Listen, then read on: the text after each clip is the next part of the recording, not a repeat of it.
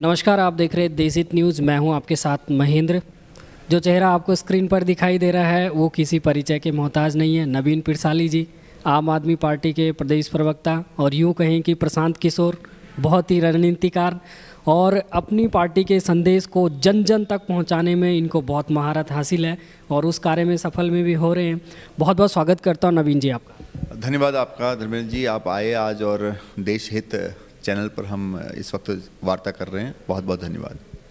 नवीन जी, सबसे पहले तो चुनावों का दौर है और चुनाव के दौर में प्रश्न तो बनता ही है तैयारी को लेकर। कैसी चल रही चाहिए तैयारियाँ? देखिए, आप देख रहे हैं कि आम आदमी पार्टी की तैयारी उत्तराखंड में बहुत ज़ोर शोर से चल रही है और आम आदमी पार्टी की जो रणनीति है उसमें आप देखते हैं एक बहुत धार इस वक्त आ चुकी है और इस वक्त पूरे प्रदेश में, हालांकि पूरा प्रांत चुनावी मोड में है और भी दल अपने अपने हिसाब से चुनाव प्रचार में लगे हैं। उनके शीर्ष नेता भी आ रहे हैं, हमारे शीर्ष नेता भी आ रहे हैं। लेकिन आप देखते हैं कि अगर हम आम आदमी पार्टी और अन्य दल भारतीय जनता पार्टी कांग्रेस की बात करें तो हमें ये अंतर है कि हम जो कहते हैं वो करते हैं और भाजपा कांग्रेस जो कहते हैं वो करते नहीं है। हमने अभी कुछ दिन पहले आपकी प्रवक्ता उमा सिसोदिया जी से बात करी थी। हमने बोला था कि दिल्ली में शिक्षा और स्वास्थ्य पर वास्तव में काम हुआ है, इसमें कोई दो राय नहीं है। क्या उसी तर्ज पर आप लोग उत्तराखंड में भी करना चाहते हैं? यदि आपको मान लीजिए आपको 15-20 सीटें पहले चुनाव में अगर प्राप्त होती, वैसे तो हमारी शुभकामनाएं आपके साथ कि आपकी सरकार आए, किंतु अगर जितनी भी सीटें आप जीतते हैं उनके हिसाब से क्या आप वही फॉर्मूला यहाँ पर अप्लाई करना चाहते हैं? देखिए, जहाँ तक बात आम आदमी पार्टी की उत्तराखंड में उपस्थिति की है तो आम आदमी पार्टी इस बार सरकार बना रही है। जनता को पता है कि पिछले 20-21 साल में जिस प्रकार भारतीय जनता पार्टी कांग्रेस ने उत्तराखंड का दोहन किया है, उत्तराखंड के सपनों को चकनाचूर किया है, उत्तराखंड की अवधारणा को इन्होंने पीछे छोड़ दिया है, उसको देखते हुए जनता को ये समझ में आने लग गया है कि वास्तव में जो सरकार, जो पार्टी मुद्दों की बात करेगी वो उत्तराखंड के हित की बात करेगी, वो उत्तराखंड के हित में होगी। तो आप देखते हैं भारतीय जनता पार्टी कांग्रेस ने यहाँ पर बड़ी बड़ी रैलियाँ की। उन रैलियों में उन्होंने, उनके भाषणों को आप देखते हैं, उनके अंदाज को आप देखते हैं, तो सतही तौर पर चुनाव लड़ना चाहते हैं। उत्तराखंड की जनता के लिए उनके पास कोई भी मुद्दा नहीं है। अगर मुद्दा होता तो वो शिक्षा की बात करते, स्वास्थ्य की बात करते, रोजगार की बात करते, महिला सुरक्षा की बात करते, जल जंगल जमीन बिजली पानी गाँव किसान मजदूर की बात होती है। लेकिन यहाँ पर बात नहीं होती है। वो राजनीति कर रहे हैं, परंपरागत और भावनात्मक मुद्दों पर राजनीति कर रहे हैं। लेकिन उत्तराखंड की जनता इतनी प्रबुद्ध जनता है, वो समझ चुकी है कि उत्तराखंड के आम आदमी के जीवन स्तर को सुधारने के लिए जो महत्वपूर्ण है, जो मुद्दे हैं, उनका समाधान कौन दे सकता है। और मुद्दों की बात कर रही है तो केवल आम आदमी पार्टी कर रही है। मुद्दों की बात करने की ताकत ना तो भारतीय जनता पार्टी में ना कांग्रेस में है। ये दोनों ही मुद्दा विहीन हो चुके हैं। तो इसलिए हम निश्चित तौर पर ये कह सकते हैं कि इस बार उत्तराखंड की देवतुल्य जनता अपने उम्मीदों की सरकार चुनने जा रही है, जनता की सरकार चुनने जा रही है। और उत्तराखंड के इतिहास में पहली बार 20-21 साल में ऐसा होगा जब ये चुनाव उत्तराखंड के मुद्दों पर लड़ा जाएगा और मुद्दे केवल और केवल आम आदमी पार्टी के पास है। कहीं ना कहीं आपकी बातों से विश्वास झलक रहा है कि आप ग्राउंड पर तैयारी कर भी रहे होंगे इसके रिगार्डिंग। कर्नल कोठियाल जी की हम बात करें, जो जिनका चेहरा आपने आगे किया है, क्या कर्नल कोठियाल जी के चेहरे का जो उनकी ईमानदार छवि है उसका लाभ आप इस चुनाव में उठा पाएंगे? इसके लिए ठोस रणनीति आपने बनाई है? निश्चित तौर पर हमारे आम आदमी पार्टी में हमारे मुख्यमंत्री चेहरे के रूप में एक देशभक्त सैनिक कर्नल कोठियाल जी हैं, जो काफ़ी सारे गैलेंट्री अवार्ड से सुसज्जित हैं। और उन्होंने अपने, चाहे वो आर्मी में रहे हों, सेना में रहे हो, वहाँ भी उन्होंने कीर्ति चक्र, शौर्य चक्र, विशिष्ट सेवा मेडल प्राप्त किया। और वो अगर जनता में रहे तो केदारनाथ पुनर्निर्माण जैसे महत्वपूर्ण कार्य को उन्होंने अंजाम दिया। उसके बाद बहुत सारे किए और कई युवाओं को ट्रेनिंग दे के कैंपों में उन्होंने ट्रेनिंग दी और आर्मी में भर्ती हो गए कई लोग, और कई और होने वाले हैं। तो ऐसे व्यक्ति जो योग्य हैं, जो सक्षम हैं, और वो आम आदमी पार्टी का मुख्यमंत्री चेहरा है, तो निश्चित तौर पर दूसरे दलों में हड़कंप है। आपने एक बात ध्यान की होगी कि जब से हमने कर्नल कोठियाल जी को उत्तराखंड के मुख्यमंत्री का चेहरा पेश किया तो तब से भारतीय जनता पार्टी और कांग्रेस दोनों ही, आप देख सकते हैं कि सैनिकों की राजनीति करने लगी है। जी, अभी हमने देखा विजय सम्मान रैली, ये सब अभी एक ट्रेंड सा चल गया। बिल्कुल, मैं यही बोल रहा हूँ कि जब से आम आदमी पार्टी ने रिटायर्ड कर्नल, हमारे कर्नल कोठियाल जी को मुख्यमंत्री का चेहरा बनाया, तो उसके बाद भारतीय जनता पार्टी और कांग्रेस लगातार सैनिकों की बात कर रहे हैं, ये सैनिकों के सम्मान की बात कर रहे हैं, उनके घरों से मिट्टी ला रहे हैं, गालियां खा रहे हैं। लेकिन इन्होंने कभी भी उन सैनिकों की स्थिति क्या है, शहीदों के परिवार वालों की स्थिति क्या है, उस पर कभी विचार नहीं किया। अगर शायद उस पर सर्वे किया होता, उसके बाद जाते तो लोग इनकी सराहना करते, लेकिन ये मिट्टी के बहाने वहाँ पर जा रहे हैं, कोई उनके कटआउट लगा रहे हैं, सैनिकों को मंच पर बैठा रहे हैं लेकिन उनको बोलने का मौका नहीं दे रहे हैं। तो ये सैनिकों का एक तरह से अपमान है। और वैसे भी सैनिकों को राजनीति में कभी नहीं घसीटना चाहिए, क्योंकि सैनिक इस देश के हैं, भारतवर्ष के हैं, सेना सभी की है। तो किसी भारतीय जनता पार्टी कांग्रेस की बपौती नहीं है।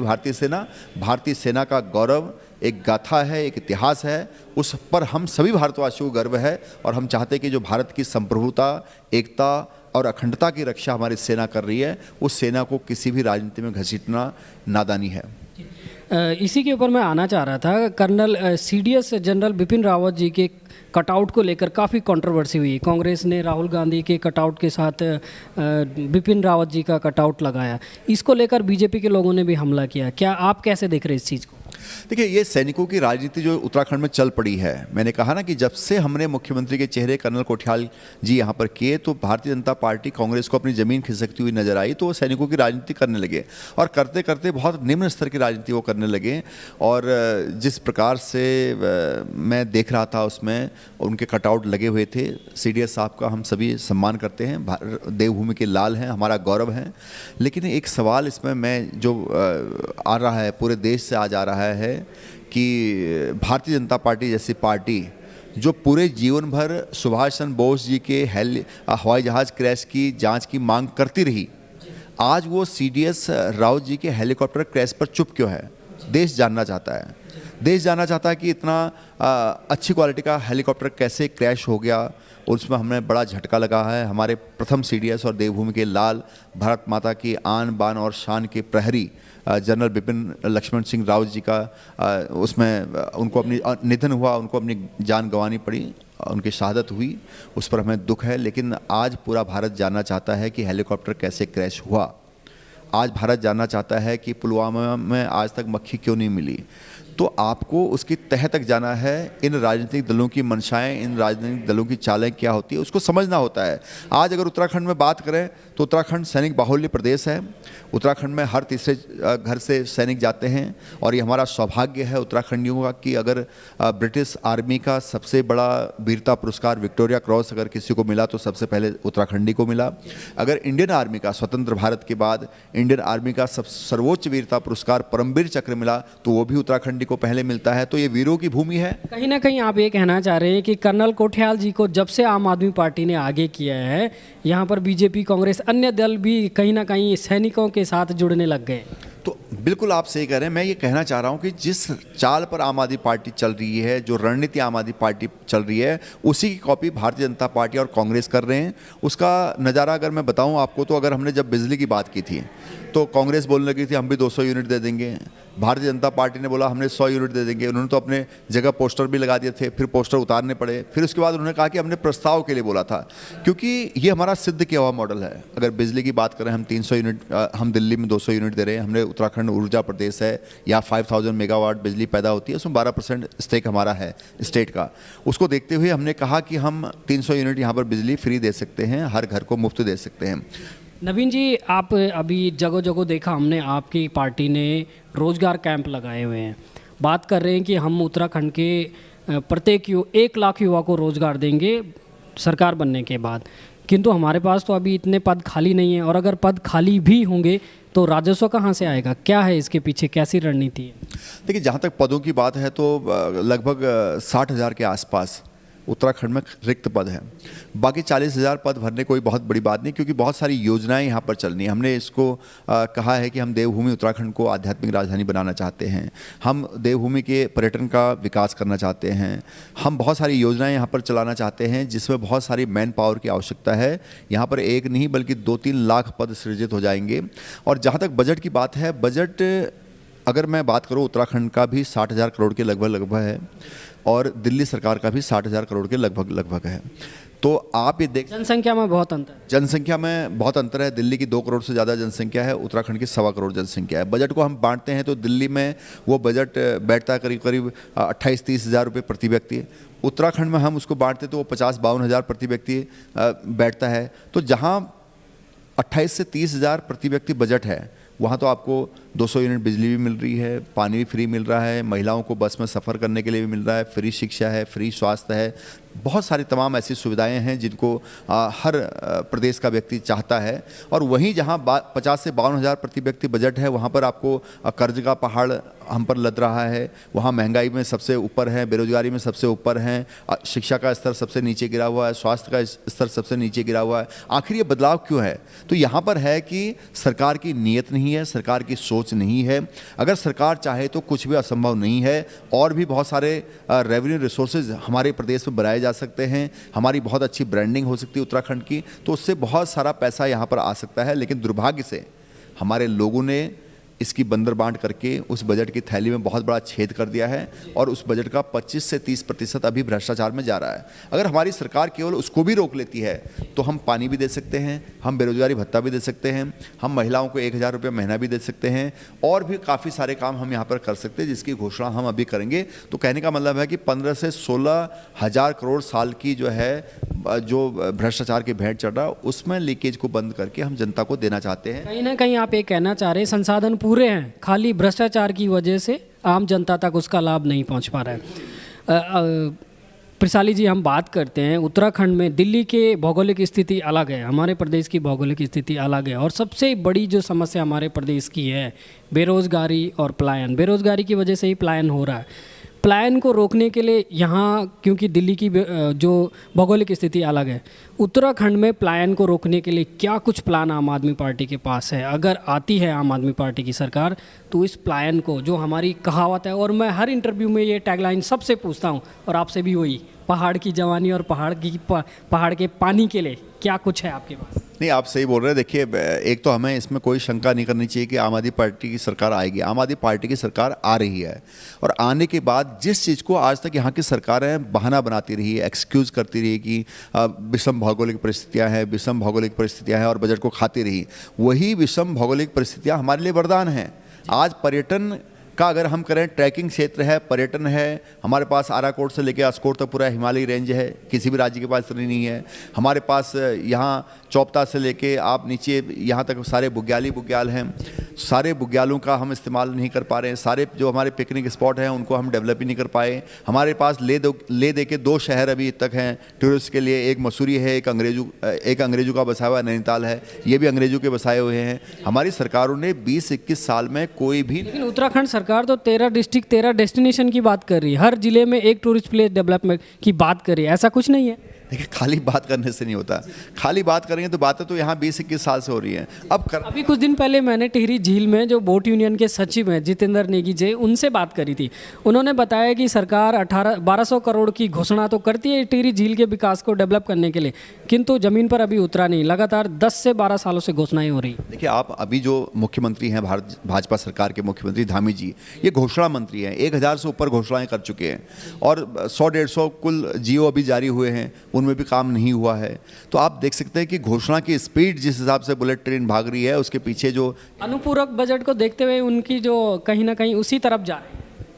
देखिए, उन्होंने एक अपने उसका ऑरा बनाने की कोशिश की, घोषणाएं करके कि छवि सुधारने की कोशिश की। सरकार की जो डूब रही थी नैया, जो TSR-1 TSR-2 की वजह से बिल्कुल भी मट्टी पलीत हो गई थी, और रायता पूरा फैल चुका था भाजपा को, उसको समेटने के लिए धामी जी को बुलाया गया था, लेकिन उन्होंने घोषणा के अलावा कुछ नहीं की। टिहरी झील की आप बात करें, टिहरी झील में एक नौका, एक बोट वहाँ पर मंगाई गई थी जो पानी में ही डूब गई। कई करोड़ों रुपए मरीन जो थी उन्होंने पानी में ही डुबा दी। तो यहाँ पर रखरखाव का हाल आप देखेंगे आलम, आपने नैनीताल में देखा स्काडा सिस्टम इन्होंने लगाया, वो लास्ट टाइम पर काम ही नहीं किया, वो पता चला कि वो मैनुअल मोड में था। तो यहाँ की मॉनिटरिंग, सरकार की तरफ से जो मॉनिटरिंग है, सरकार का जो स्तर है, सरकार का जो विजन होता है, जो सरकार चलाने का तरीका होता है, समझने का तरीका होता है, वो बिल्कुल निल है। उसकी वजह से वो कुछ अंदाज़ा नहीं लगा सकते, पूरी तरह से अधिकारियों पर डिपेंडेंट रहते हैं। ना इनको कोई फाइल पढ़नी आती है, ना इनको कोई नक्शा समझ में आता है, ना इनका कोई प्लानिंग इनकी समझ में आती है। जो अधिकारी जैसे करते हैं वैसे ही चलते जाते हैं उनको गाइड करने के लिए, जबकि सरकार के मंत्रियों को, सरकार के मुखिया को इतना पता होना चाहिए कि जो अधिकारी सामने बैठे हैं उनसे कैसे काम लिया जाए। अपने छोटा सा प्रदेश है, इसमें कैसे हम मिल करके योजना बनाएं ताकि जल्दी से जल्दी वो काम हो पाए। अभी तो काफ़ी सारे ज़िले बनने हैं, पिछले 10 सालों से जिलों की बात करते हैं, जिलों की मांग उठ रही है उत्तराखंड बनने से पहले, आज तक जिलों की बात नहीं कर पाए। और जब अरविंद केजरीवाल जी हमारे शीर्ष नेता आए काशीपुर में, उन्होंने घोषणा की कि आम आदमी पार्टी सरकार में आने के बाद 1 महीने के भीतर ही 6 नए ज़िले बनाएंगे, जिसमें काशीपुर है, रानीखेत है, डीडी हाट है, और यहाँ पर कोटद्वार है, आपका रुड़की है, और उसके बाद यमुनोत्री जो ज़िले की मांग हो रही है। आम आदमी पार्टी ने कहा कि 1 महीने में बन जाएंगे। अब भारतीय जनता पार्टी कांग्रेस बोलती है 1 महीने में कैसे बन पाएंगी, इतना पैसा चाहिए, उतना पैसा चाहिए। अगर इच्छा शक्ति हो, ईमानदारी से अगर काम करना चाहते हो तो कुछ भी सरकार के लिए असंभव नहीं है। और वैसे भी उत्तराखंड की अगर बात कर रहे हैं धर्मेंद्र जी, उत्तराखंड बना था विकास के मुद्दे पर, और उत्तराखंड के कोने कोने में विकास की बात पहुंचाने की बात कही गई थी, लेकिन इन सरकारों ने कुछ भी नहीं किया, बात ही बात रहेगी। तो अब हम, क्योंकि जिला जो होता है विकास की इकाई होती है, वहाँ से विकास होता है, तो इसलिए छोटे छोटे ज़िले बनाकर, अभी आप देखते हैं एक जिला केंद्र में आने के लिए पहाड़ों में लोगों को 100-100, 150-150 किलोमीटर जाना पड़ता है, पूरा दिन बर्बाद होता है, एक दिन स्टे करना पड़ता है। अगर जिले छोटे होंगे तो उनको अपने जो ज़िले से संबंधित काम हैं जल्दी से जल्दी हो जाएंगे और विकास की रफ्तार पकड़ेगी। इसलिए उसी सोच के साथ जो हमारे शीर्ष नेता हैं, जो आम आदमी की राजनीति करते हैं, जनता की राजनीति करते हैं, वो जो मुद्दे उत्तराखंड के लिए कर रहे हैं, वो सभी मुद्दे जनता को बहुत पसंद आ रहे हैं। जनता हाथों हाथ ले रही है, जनता पूरा समर्थन दे रही है, और इस बार यकीनन निश्चित तौर पर जनता अपने उम्मीदों की सरकार बनाना चाह रही है। जनता इन राजनीतिक दलों की सरकार नहीं बनाना चाह रही है। मोदी जी की सब बीच भाषणों से उठते हुए लोगों ने ये जता दिया है कि इस बार सरकार कैसे बनेगी। उन्होंने बोल दिया है कि हम आपके जुमलों को नहीं सुनना चाहते हैं। हमें राहुल गांधी की रैली में लेकिन बड़ी भीड़ दिखाई दी, कहीं ना कहीं लोग कंपैरिजन कर रहे हैं कि मोदी जी की तुलना में राहुल गांधी जी की रैली में बहुत भीड़ लगी, ऐसा आप मानते हैं? देखिए, भीड़ 19-20 हो चुकी, मैं तो उन रैलियों में नहीं गया, लेकिन अगर आप कह रहे हैं तो भीड़ 19-20 हो सकती है, लेकिन आपने उन मंचों से कितने जनता के मुद्दों को टच किया, बात इस पर होती है। संदेश क्या दिया? संदेश क्या दिया जनता के लिए? क्या है जो उत्तराखंड की जनता पिस रही है, जूझ रही है, महंगाई से, बेरोजगारी से, अशिक्षा से, स्वास्थ्य से, जो जूझ रही है, असुरक्षा से, पूरा महंगाई बढ़ चुकी है, सब कुछ हो चुका है, तो उसको राहत देने के लिए आपने उस मंच से क्या संदेश दिया? जी, ये तो सर ये पब्लिक है, सब जानती है, वो गाना बड़ा प्रसिद्ध है। अंत में सर आपसे ये, उत्तराखंड की जनता को आम आदमी पार्टी क्या संदेश देना चाह रही, क्योंकि चुनाव सामने है? अंत में उत्तराखंड की देवतुल्य जनता से आम आदमी पार्टी यही विनती कर रही है कि 20-21 साल से आपने कांग्रेस को भी मौका दिया, भाजपा को भी मौका दिया, कभी भाजपा फिर कांग्रेस फिर भाजपा, यहाँ पर चलता रहा, और लगातार आपने देखा कि 3,000 करोड़ के कर्ज में मिला उत्तराखंड आज 70,000 करोड़ का कर्ज पार कर चुका है। बेरोजगारी में हम चरम पर हैं, महंगाई पर हम चरम पर हैं, शिक्षा का स्तर हमारा नीचे है, स्वास्थ्य का स्तर हमारा नीचे है, सुरक्षा यहाँ पर महिलाओं के लिए नहीं है, आर्थिक सशक्तिकरण की बात हो रही नहीं है, महिला नीति यहाँ पर बनी नहीं। आम आदमी पार्टी इन सब मुद्दों के साथ, जनता के मुद्दों के साथ जनता के बीच में जा रही है, और देवतुल्य जनता से प्रार्थना है कि इस बार परिवर्तन आपके आशीर्वाद से होना बहुत ज़रूरी है। उत्तराखंड उस मोड़ पर खड़ा है जहां पर अगर इसे अभी नहीं संभाला गया तो आगे संभालना मुश्किल हो जाएगा। दर्शकों, ये थे नवीन पिरसाली जी, आम आदमी पार्टी के प्रदेश प्रवक्ता और मुख्य प्रवक्ता भी थे। अब देखना ये होगा कि जनता क्या आम आदमी पार्टी के दावों पर मुहर लगाती है या फिर किसी और पार्टी की तरफ जाती है। आप देख रहे थे देशित न्यूज़, बहुत बहुत धन्यवाद आप सभी का।